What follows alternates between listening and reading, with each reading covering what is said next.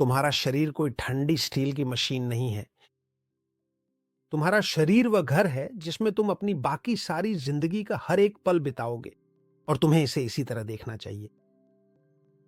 समस्या क्या है कि किसी ने हमें कभी नहीं सिखाया कि इस घर की बुनियादी देखभाल कैसे करें। हम सालों तक रिसावों को नजरअंदाज करते रहते हैं, कचरे को तहखाने में जमा होने देते हैं और बिजली के सिस्टम पर जोर डालते रहते हैं। ध्यान दो, क्योंकि बुढ़ापा यह बिल्कुल भी नहीं है कि तुम्हारा घर पुराना हो गया है। बुढ़ापा तो यह है कि शरीर के सप्लाई सिस्टम धीरे धीरे फेल हो रहे हैं, गलियारे बेकार और अनुपयोगी सामान से पूरी तरह भरे हुए हैं और हमने अपने सबसे जरूरी कमरों की चाबियां कहीं खो दी हैं। तो आज हम विस्तार से समझेंगे कि तुम्हारा यह प्यारा घर रहने लायक क्यों नहीं रह गया है और इसे कैसे बेहतर बनाया जा सकता है। हम जानेंगे कि तुम आखिर खुद को इतना थका हुआ क्यों महसूस करते हो, वो भी दिन के असल में शुरू होने से काफी पहले ही। मेरे साथ अंत तक बने रहो, क्योंकि आज हम तुम्हारी शरीर की बायोलॉजी की रहस्यमयी रसोई में गहराई से घुसेंगे और यह देखेंगे कि तुम्हारी ऊर्जा की आग आखिर क्यों धीरे धीरे बुझ रही है। ठीक है, अपनी मांसपेशियों को एक बड़ी इंडस्ट्रियल किचन की तरह सोचो। सोचो कि यह तुम्हारे घर का सबसे जरूरी कमरा है, क्योंकि यही पूरे घर के लिए ऊर्जा तैयार करता है। और उस रसोई में हजारों छोटे छोटे चूल्हे हैं जिन्हें माइटोकॉन्ड्रिया कहा जाता है। इस नाम को याद रखो, माइटोकॉन्ड्रिया। ये भोजन, ग्लूकोज और वसा को लेकर उन्हें शुद्ध ऊर्जा और जीवन शक्ति में बदलने का महत्वपूर्ण काम करती है। जब तुम जवान होते हो, तुम्हारे पास हजारों छोटे छोटे चूल्हे पूरी ताकत से चलते रहते हैं। तुम आग में बहुत सारी लकड़ी डाल सकते हो और रसोई उसे बिना किसी दिक्कत के जला देती है। साल बीतने पर एक चुपचाप होने वाली चीज शुरू होती है जिसे सार्कोपीनिया कहते हैं। हम मांसपेशियां खोने लगते हैं, हमारी रसोई छोटी होने लगती है। और ये ऐसा है जैसे उस औद्योगिक रसोई में जिसके बारे में मैं बता रहा हूं, हम चूल्हे हटाने लगते हैं और अचानक कुछ समय बाद तुम्हें पता भी नहीं चलता और एक दिन ऐसा आता है जब तुम्हारे पास बस एक पूरे घर के लिए सिर्फ एक छोटा सा चूल्हा रह जाता है। और इसके बावजूद तुम अब भी उतना ही खाना खरीदते हो जितना तब खरीदते थे जब तुम्हारे पास बहुत सारे चूल्हे थे। ऐसा होने पर क्या होता है? बहुत आसान है। खाना किचन काउंटर पर जमा होने लगता है, सड़ जाता है और कीड़े मकोड़े आकर्षित करता है। यानी शुगर तुम्हारे खून में रह जाती है, क्योंकि उसे जलाने के लिए जगह नहीं है और वह सड़ा हुआ खाना तबाही की शुरुआत है। उस रसोई का जहरीला धुआं सीधे छत की ओर उठने लगता है। और अब मैं चाहता हूं कि तुम सुनो, इसे बहुत ध्यान से सुनो, क्योंकि घर में आपातकाल आने से पहले वह हमेशा चेतावनी देता है। यह ऐसे है जैसे तुम्हारे पास छोटी छोटी अलार्म हो। हालांकि सच तो यह है कि वह बहुत धीमी आवाज में ऐसा करता है ताकि तुम्हें ज्यादा परेशान न करे। और मैं तुम्हें 4 संभावित संकेत दिखाने जा रहा हूं जिनसे तुम्हारा शरीर, तुम्हारा घर तुम्हें चेतावनी देता है कि कोई आपातकाल आ सकता है। पहला संकेत तब होता है जब तुम खाने के बाद नींद महसूस करने लगते हो। तुम खाते हो और ऊर्जा मिलने के बजाय तुम्हें नींद आने लगती है।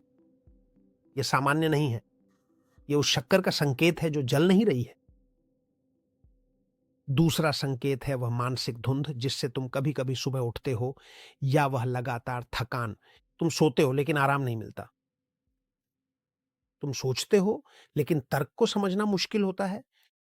यह उम्र नहीं है, असल में यह ऊर्जा है जो सही तरीके से प्रबंधित नहीं हो रही है। तीसरा, ताकत का धीरे धीरे कम होना। बिना ध्यान दिए अब तुम पहले से कम वजन उठा पाते हो और सीढ़ियां चढ़ना भी पहले से ज्यादा मुश्किल हो गया है। और इसका मतलब यह नहीं कि तुम बूढ़े हो रहे हो, बल्कि यह मांसपेशी है जो गायब हो रही है। चौथा, शरीर में चुपचाप होने वाले बदलाव, जैसे बिना किसी वजह के पेट की चर्बी का बढ़ना, या वह नींद जो अब हर बार आती है और वह भी बहुत सतही। ये सभी छोटी छोटी संकेत हैं कि कहीं ना कहीं आग लगनी शुरू हो गई है। और जो कुछ मैं तुम्हें बता रहा हूं वह कोई सिद्धांत नहीं है, क्योंकि यह मेरे साथ भी होता है। और मुझे तुम्हें एक बात और भी बतानी है, जो कुछ मैं तुम्हें बता रहा हूं वह मैंने किताबें पढ़कर या पढ़ाई करके नहीं सीखा। मैंने महसूस करना शुरू किया, छोटे छोटे संकेत, और मैं तुम्हें उनमें से एक के बारे में बताने जा रहा हूं। ऐसी चीजें जो दर्द नहीं करती थीं, जो आती जाती रहती थीं, और अंदर ही अंदर तुम सोचते हो कि हाँ, ये ऐसे बदलाव हैं जो तुम्हें थोड़ा सा माथा सिकोड़ने पर मजबूर करते हैं, है ना? लेकिन क्योंकि ये तुम्हें अपना दिन जारी रखने देते हैं तो तुम उन्हें ज्यादा महत्व नहीं देते। मैं ट्रेनिंग करता था और ताकत की ट्रेनिंग करता हूं, क्योंकि मैं सर्कोपीनिया का सीधा दुश्मन हूं। और मैं एक बहुत ही सख्त डाइट फॉलो करता था, एक डाइट, बहुत ही कट्टर केटो डाइट, क्योंकि मुझे लगता था कि यही सबसे अच्छा है और मैं सोचता था कि मैं सब कुछ बहुत अच्छे से कर रहा हूं। जब तक कि अचानक मैंने ये नहीं समझ लिया जो मैंने अभी अभी तुमसे कहा, शरीर हमेशा संकेत देता है लेकिन चिल्लाता नहीं है। एक दिन और धीरे धीरे मेरी पेशाब में बहुत झाग आने लगी। जैसा कि मैंने कहा, यह आता जाता था, मतलब यह स्थायी नहीं था, है ना? कुछ भी स्थायी नहीं था। और यह भी बिल्कुल भी कोई डराने वाली बात नहीं थी। और वही मैंने तय किया कि अब मैं इसे सुनूंगा। मतलब वह देखकर मुझे डर नहीं लगा, बल्कि मुझे उससे जानकारी मिली, और उस जानकारी ने मुझे उस चरम डाइट से बाहर निकलने और अपनी सोच बदलने के लिए प्रेरित किया। तुम भी सोचो इस बारे में, खुद को सुनो और खुद को देखो, और सबसे बढ़कर सीखो। इन छोटी छोटी संकेतों को समझना सीखो। कभी भी यह मत मानो कि उफ, तुम जानते हो ये तो उम्र की बातें हैं, क्योंकि ऐसा बिल्कुल भी नहीं है। जैसा कि मैं तुम्हें बता रही हूं, जब मैंने इस तरह से काम किया तो मैंने कुछ और भी बड़ा समझा, और इसी वजह से मैं तुम्हें एक अहम सवाल पूछना चाहती हूं। ये एक ऐसा सवाल है जो मुझे लगता है बहुत कम लोग खुद से पूछते हैं। इस सब का मेरे दिमाग से क्या लेना देना है? क्योंकि तुम सोच सकते हो, अच्छा जो तुम बता रही हो वह तो असल में मेटाबॉलिज्म, वजन, मांसपेशियों की बात है। लेकिन नहीं, जो कुछ भी शरीर में शुरू होता है वह हमेशा दिमाग में ही खत्म होता है। और यह वाकई में एक हैरान कर देने वाली बात है, क्योंकि सच में कोई भी तुम्हें यह समझाता नहीं है, लेकिन तुम धीरे धीरे महसूस करने लगते हो कि तुम्हारे दिमाग में जैसे छोटी छोटी विषाक्तताएं होने लगी हैं। छोटे छोटे पल आते हैं जब तुम सोचते हो यह पहले नहीं था। और यह बहुत साफ है, अगर रसोई ईंधन नहीं जलाती तो वह जहरीला धुआं छत तक जाता है, और वह छत तुम्हारा दिमाग है। और छत पर ही घर के सबसे नाजुक तार होते हैं, घर के। तुम्हारे दिमाग में भी एक अद्भुत सफाई करने वाली टीम होती है जिसे ग्लिम्फेटिक सिस्टम कहा जाता है। और तुम इसके बारे में सोचो, जैसे कि ये एक विशाल डिशवॉशर हो जो सिर्फ रात में तब चलता है जब तुम गहरी नींद में होते हो। तो बात यह है कि जब हम 20 साल के थे, वह डिशवॉशर 10 घंटे तक चलता था और सब कुछ चमका देता था। लेकिन 60 की उम्र में सफाई करने वाली टीम छोटी हो गई है और थकी हुई है। अगर तुम्हारा किचन यानी तुम्हारा मेटाबॉलिज्म पूरे दिन जहरीला धुआं छोड़ रहा है, क्योंकि तुम्हारे पास मांसपेशियां नहीं है जो शुगर को जलाने के लिए चूल्हे का काम करती हैं, तो दिमाग का डिशवॉशर जाम हो जाता है। अब ये और भी छोटा हो गया है। क्या होता है? कचरा तुम्हारी न्यूरॉन्स में जमा हो जाता है और तारों में शॉर्ट सर्किट हो जाता है। और इसी वजह से तुम्हें उस नाम को याद करने में इतनी दिक्कत होती है जो तुम्हारे दिमाग में है लेकिन बाहर नहीं आ रहा। या फिर वही धुंध महसूस होती है जिसके बारे में मैं सुबह सुबह बताता हूं जब तुम जागते हो। ऐसा नहीं है कि तुम्हारा दिमाग बूढ़ा हो गया है, नहीं। असल में तुम्हारा दिमाग गंदा है क्योंकि तुम्हारी किचन मेटाबॉलिज्म सही से काम नहीं कर रही। ये तो बहुत आसान और सीधी सी बात है। जब किचन जलती नहीं है, अगर छत गंदी है तो घर भी ऐसे में दिमाग वही करता है जो तुम ऐसी स्थिति में करते।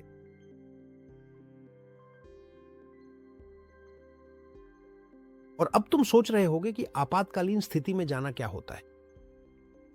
और यहीं पर वे किरदार आते हैं जिन्हें हमने पिछले वीडियो में जाना था, वे ओकुपास, वे जॉम्बी कोशिकाएं जो हमारे अंदर फंसी रह जाती हैं क्योंकि घर में अव्यवस्था है। ये कोशिकाएं काम करना बंद कर देती हैं, लेकिन ध्यान दो, ये जाने से इनकार कर देती हैं। जैसा कि मैंने पहले भी कहा था, ये जाने से मना कर देती है। ड्राइंग रूम में जम जाती है, फर्नीचर तोड़ती है और पूरे माहौल को घबराहट के संकेतों से गंदा कर देती है। और फिर सबसे बुरा होता है, इसे हम इंसुलिन प्रतिरोध कहते हैं। यानी तुम्हारी स्वस्थ कोशिकाएं जो इन सभी ज़ॉम्बियों से घिरी होती है, खुद को खून में तैरती सड़ी हुई खाने की अधिकता से बचाने के लिए वे क्या करती हैं? वे खुद को बचाने के लिए ताले को बदल देती हैं और किसी को भी अंदर नहीं आने देती। लेकिन अब देखो, वे अपनी जरूरत की ऊर्जा को भी अंदर नहीं आने देती जो उन्हें जिंदा रहने के लिए चाहिए। पूरा घर ही ब्लॉक हो जाता है। तुम्हारे पास पेंट्री में खाना, चीनी भरी हुई है, लेकिन तुम्हारी कोशिकाएं भूख से मर रही हैं क्योंकि वे दरवाजा नहीं खोल सकती। यही है मेटाबॉलिक कब्र। और अब मैं तुम्हें एक संक्षिप्त वैज्ञानिक व्याख्या देने जा रहा हूं ताकि तुम यह न सोचो कि यह सब एक बेकार उदाहरण है, क्योंकि यह शुद्ध विज्ञान है। जो कुछ मैंने अभी तुम्हें विस्तार से बताया है, वही वैज्ञानिक शब्दों में एक प्रगतिशील न्यूरोइन्फ्लेमेटरी मेटाबॉलिक कैस्केड कहलाता है। मांसपेशियां शरीर का मुख्य परिधीय मेटाबॉलिक अंग हैं और सबसे बड़ा ग्लूकोज और फैटी एसिड उपभोक्ता भी हैं, यहां तक कि आराम की स्थिति में भी। ये उनकी उच्च माइटोकॉन्ड्रिया घनत्व के कारण है। और माइटोकॉन्ड्रिया ऑक्सीडेटिव फॉस्फोराइलेशन और एटीपी उत्पादन के लिए जिम्मेदार होते हैं। और अब देखो, एटीपी एक ऐसी अणु है जो कुछ कुछ ऊर्जा की मुद्रा की तरह काम करती है। हर बार जब किसी कोशिका को कुछ करना होता है, जैसे मांसपेशी के मामले में संकुचन करना या न्यूरॉन के मामले में सोचना, या देखो और भी आसान, खुद की मरम्मत करना या विभाजित होना, वह इसे एटीपी से चुकाती है, एटीपी से खरीदती है। एटीपी वही है जिसे तुम अपने दिल की धड़कन के लिए, अपने फेफड़ों के फूलने के लिए और अपनी न्यूरॉन्स के सक्रिय होने के लिए चुकाते हो। अगर तुम्हारे पास एटीपी नहीं है तो सिस्टम को जैविक दिवालियापन घोषित करना पड़ता है। दूसरे शब्दों में, शायद कुछ आसान तरीके से कहें, एटीपी वह महत्वपूर्ण तरीका है जिससे जीवन अपनी आवश्यक ऊर्जा को संग्रहित और फिर उसका उपयोग करता है। और इस पूरी प्रक्रिया की मुख्य जिम्मेदार हैं माइटोकॉन्ड्रिया, जो वास्तव में कोशिका के ऊर्जा संयंत्र हैं। ये माइटोकॉन्ड्रिया इस ऊर्जा को ग्लूकोज, वसा और कुछ हद तक अमीनो एसिड जैसे विभिन्न स्रोतों से प्रभावी ढंग से बनाती है। तो अब इस बिंदु पर एक महत्वपूर्ण बात याद रखो, खाना ही वह चीज नहीं है जो तुम्हें ऊर्जा देता है। जो तुम्हें ऊर्जा देता है वह है तुम्हारी क्षमता कि तुम खाने को एटीपी में बदल सको।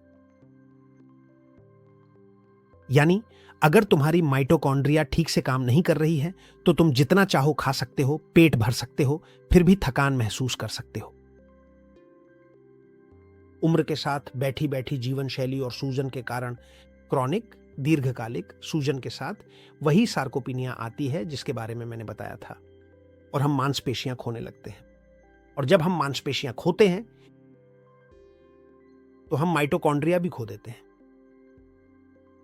इसका सीधा मतलब है कि अब तुम्हारी वह शारीरिक क्षमता धीरे धीरे कम होती जाती है जिससे तुम खाए गए भोजन की ऊर्जा को प्रभावी ढंग से जला सको। खाना अंदर आता रहता है, तुम खाते रहते हो, लेकिन अब शरीर को समझ नहीं आता कि उस खाने के साथ क्या करे, उस सारी खाने के साथ जो तुम खाते जा रहे हो।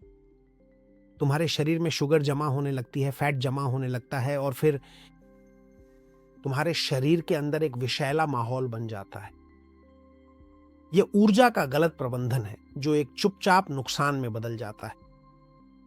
वह ईंधन जिसे तुम नहीं जला पाते, वह नुकसान और सूजन के संकेतों में बदल जाता है, और यह परिधीय चयापचय स्थिति पूरे शरीर में सूजन को जन्म देती है, जिसे निम्न स्तरीय सूजन कहा जाता है। सूजन के ये संकेत मस्तिष्क की सुरक्षा करने वाली बाधा को पार कर जाते हैं या उसमें बदलाव लाते हैं, और अंततः मस्तिष्क को सीधे प्रभावित करते हैं। देखो, गहरी नींद के दौरान मस्तिष्क ग्लायोफैटिक सिस्टम को सक्रिय करता है, जो जिम्मेदार है कचरे के डिजाइन को हटाना, न्यूरॉन्स के लिए विषैले कचरे को हटाना, लेकिन उम्र के साथ गहरी नींद कम हो जाती है और लिम्फेटिक दक्षता भी गिर जाती है। वह डिशवॉशर छोटा हो जाता है। और अगर इसके साथ साथ पुरानी प्रणालीगत सूजन और परिधीय इंसुलिन प्रतिरोध भी हो तो प्रवाह और कम हो जाता है। लिम्फेटिक प्रणाली यानी सफाई की प्रणाली न केवल छोटी हो जाती है बल्कि जाम भी हो जाती है, कचरा जमा होने लगता है, कनेक्शन फेल होने लगते हैं और सिनेप्टिक डिसफंक्शन दिखाई देने लगता है। यह सब मानसिक धुंध, संज्ञानात्मक मंदता और याददाश्त में कमी के रूप में प्रकट होता है, जो कि न्यूरोनल बुढ़ापे के कारण नहीं है। यानी ऐसा नहीं है कि आपका दिमाग बूढ़ा हो गया है, बल्कि इसलिए क्योंकि आप इसे एक विषाक्त वातावरण में जीने दे रहे हैं। और इसके साथ साथ ऑक्सीडेटिव मेटाबॉलिक तनाव को भी जोड़ें और देखें कि यह कैसे कोशिकीय वृद्धावस्था के कार्यक्रमों को सक्रिय करता है। ये प्रसिद्ध ज़ॉम्बी कोशिकाएं मरती नहीं हैं लेकिन रह जाती हैं, और जब ये रह जाती हैं तो ये क्या करती हैं? एक सूजनकारी कॉकटेल छोड़ती है जो सभी पड़ोसी स्वस्थ कोशिकाओं को नुकसान पहुंचाता है और आपके शरीर में आपातकाल की स्थिति को लगातार बनाए रखता है। और अब क्या होता है? अंतिम रक्षात्मक तंत्र के रूप में ऊतक इंसुलिन प्रतिरोध विकसित कर लेते हैं। कोशिकाएं वे जो करना चाहती हैं वह है उस अतिरिक्त ग्लूकोज के प्रवेश को कम करना ताकि वे विषाक्तता की अधिकता से खुद को बचा सकें। यानी वे ग्लूकोज के लिए दरवाजा बंद कर देती हैं। और इसका परिणाम क्या होता है? इसे ऊर्जा की एक विरोधाभासी स्थिति कहा जाता है, और मैं इसे आपको तकनीकी शब्दों में बताऊंगा। रक्त में हाइपरग्लाइसीमिया और कोशिका के अंदर ऊर्जा की भूख, ताकि आप देख सकें कि यह सब वैज्ञानिक है। आसान शब्दों में कहें तो आपके खून में ऊर्जा भरी हुई है और आपकी कोशिकाएं भूख से मरने लगती हैं। यह वैश्विक चयापचय अवरोध सर्कोपीनिया के कारण होता है सबसे पहले, फिर सूजन, निश्चित रूप से माइटोकॉन्ड्रियल डिसफंक्शन और लसिका तंत्र का क्षय, और फिर निश्चित रूप से ज़ॉम्बी कोशिकाएं और इंसुलिन प्रतिरोध भी इसमें शामिल हो जाते हैं। यानी यही वह चीज है जिसे वैज्ञानिक रूप से उस चीज के रूप में वर्णित किया जाता है जिसके बारे में मैंने आपको बताया था, एक चयापचय कब्र।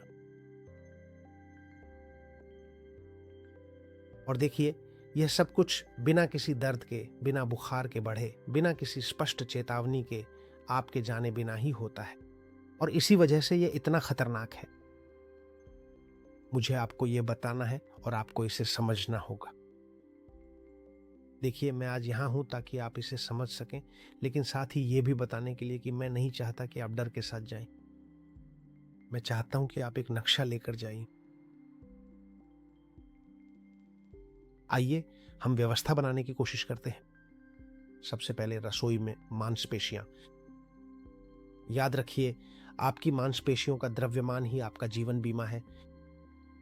अगर आप मांसपेशियां खो देते हैं तो आपके चूल्हे यानी माइटोकॉन्ड्रिया गायब हो जाते हैं, और फिर अतिरिक्त चीनी जहरीली बन जाती है। जिम में जाइए। दूसरा, छत भी।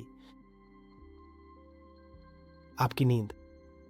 अगर आप अच्छी नींद लेकर रसोई का धुआं साफ नहीं करते तो आपका दिमाग ऑक्सीडेटिव तनाव की स्थिति में चला जाता है। वो ऑक्सीकृत हो जाता है, जैसा कि सुनाई देता है, ठीक वैसा ही। आपको सोना है और भी बेहतर सोना है, क्योंकि गंदा दिमाग वही है जो बंद हो जाता है। तीसरा, घुसपैठिए यानी ज़ॉम्बी कोशिकाएं। अराजकता ज़ॉम्बियों को आकर्षित करती है और ज़ॉम्बी आपके शरीर को खुद की रक्षा के लिए ताले बदलने पर मजबूर कर देते हैं। या अगर आप इसे और तकनीकी भाषा में चाहें तो ज़ॉम्बी आपकी स्वस्थ कोशिकाओं को बदलने के लिए मजबूर करते हैं। तो अब आपके पास एक महत्वपूर्ण निदान है, एक ऐसा शक्तिशाली इंजन जो ऊर्जा बिल्कुल भी नहीं जलाता, और एक ऐसा जटिल सिस्टम जो खुद को साफ करना पूरी तरह से भूल गया है। और यही होता है जब आप सालों तक कचरा जमा करते रहते हैं और तारों को खुला छोड़ देते हैं। आग लगने का खतरा बहुत बढ़ जाता है। और जिसके बारे में हम बात कर रहे हैं वह आग ऐसी है जो शोर नहीं करती, लेकिन अंत में सब कुछ निगल जाती है। सब कुछ। इस आग को पुरानी सूजन कहा जाता है और यही वह दुश्मन है जिसे हम अगले वीडियो में बेनकाब करेंगे। तैयार हो जाओ मेरे प्यारे दोस्तों, क्योंकि तुम अब आग बुझाना सीखने वाले हो, एक बहुत ही महत्वपूर्ण और जीवन रक्षक कौशल। घर की यह गहन जांच अभी भी जारी है और मैं तुम्हारे साथ हमेशा की तरह हर कदम पर आगे बढ़ता रहूंगा, तुम्हें पूरी जानकारी देता रहूंगा, हमेशा आगे और ऊपर की ओर। और हाँ, मैं तुम्हारे सभी मूल्यवान कमेंट्स को ध्यान से पढ़ता हूं और उनकी सराहना करता हूं। बहुत धन्यवाद और अगले वीडियो तक अलविदा।